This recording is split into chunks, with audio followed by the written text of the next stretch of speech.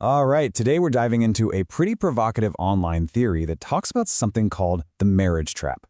We're going to break down what it is, the psychology it claims is at work, and the very specific and, let's be honest, controversial solution it puts on the table. So right out of the gate, the source material makes this incredibly strong claim. It argues that for some men, modern marriage isn't really a partnership. Instead, it's a process that slowly chips away at their independence until they feel completely stuck, both in their head and in their wallet. This one idea, it's the bedrock for everything else we're about to unpack. So before we can even get to the proposed fix, we have to really understand the problem as the source defines it. So let's start with the core concept, this marriage trap. Okay, so here's the formal definition they use. And it's really important to note, this marriage trap idea, it's not some clinical term from a psychology textbook. Nope, it's a phrase the author came up with to describe this very specific feeling of losing your independence and being boxed in. It's the foundation of their entire argument. And according to this source, it's not just a vague feeling of being unhappy. They say it's a two-part problem. On one hand, you have the psychological side, feeling mentally stuck, like you can't escape. And on the other hand, there's the economic side, feeling like you're financially chained to the situation. So, if that's the trap, how does it stay sprung? What keeps a person in it? Well, according to this viewpoint, it all comes down to one simple, powerful thing: leverage. The idea here is that the threat of the relationship ending, whether it's said out loud or just hangs in the air, becomes this incredibly powerful tool.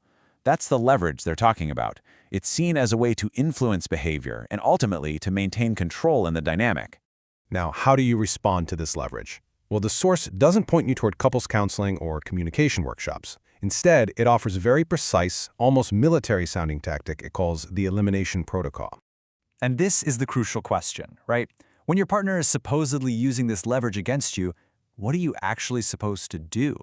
Well, the source doesn't just give you a vague idea. It gives you a literal script, a word-for-word response. And there it is. The instruction is to literally say that her actions are ordinary and to label what she's doing a resource extraction protocol.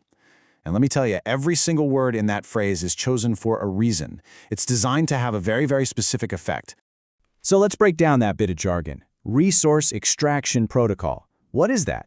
It's the source's own term for this exact situation.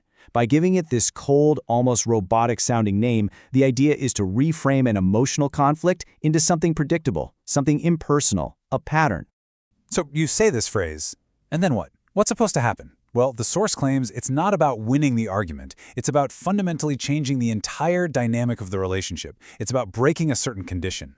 The whole point here is to disarm the threat. The logic is that by calling the tactic ordinary, you take away its unique power over you. It's no longer a personal weapon, it's just a common script that you now see right through. And this really gets at the internal shift that's supposed to happen inside your own head. The thinking goes like this. Before, your happiness is conditional. It depends on her approval, on her staying. But after you use this protocol, you're signaling that your happiness is no longer her hostage. It's become independent of whether she approves or disapproves. And finally, this tactic isn't presented as just some clever relationship tip. The source frames it as one small piece of a much larger ideological mission. Yeah, the Authority Elimination Project. That name alone tells you this is about way more than just one couple's argument. This specific phrase is positioned as just one tool in a bigger effort to dismantle what is seen as a whole structure of authority within relationships. And what is this big project fighting against? Well, a process the source calls male domestication.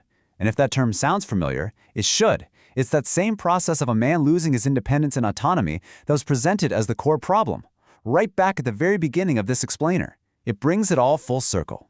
So we've walked through the premise, the mechanism, and the proposed solution, and it leaves us with one final big question to think about.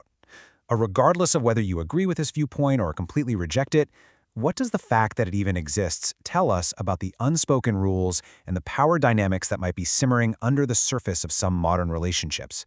It's a perspective that, for sure, reframes the conversation.